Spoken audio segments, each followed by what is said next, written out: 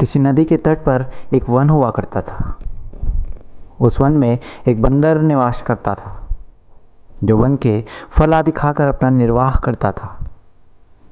नदी के तट पर एक टापू भी था और टापू के तट के बीच एक बड़ी सी चट्टान भी थी।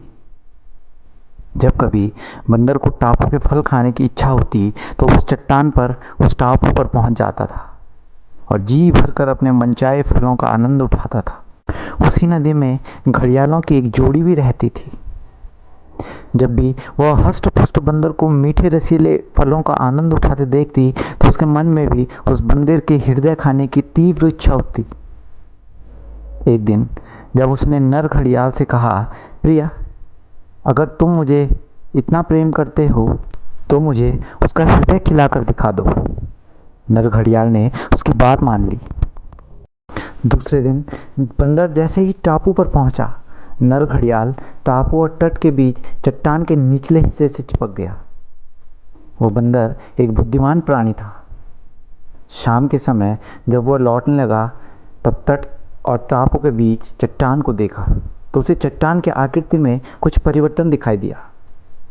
उसने तत्काल समझ लिया कि जरूर कुछ गड़बड़ी है। तथ्य का पता लगाने के लिए उसने चट्टान को नमस्कार करते हुए कहा, हे चट्टान मित्र, आज तुम शांत कैसे हो? मेरा अभिवादन स्वीकार नहीं कर रहे हो?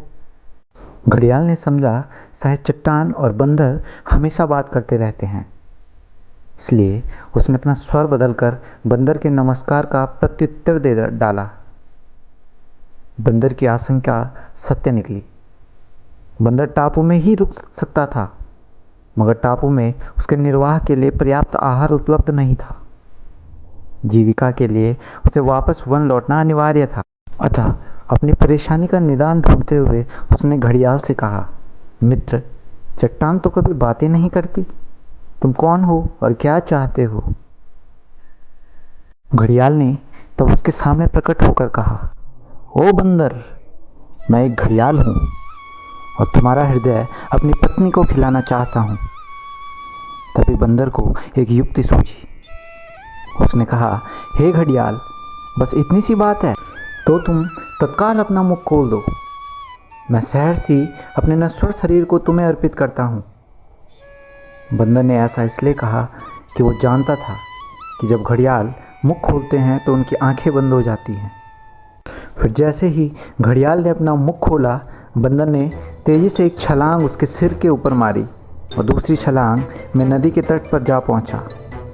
इस प्रकार अपनी सूझबूझ से और बुद्धिमानी से बंदर ने अपने प्राण बचा लिए।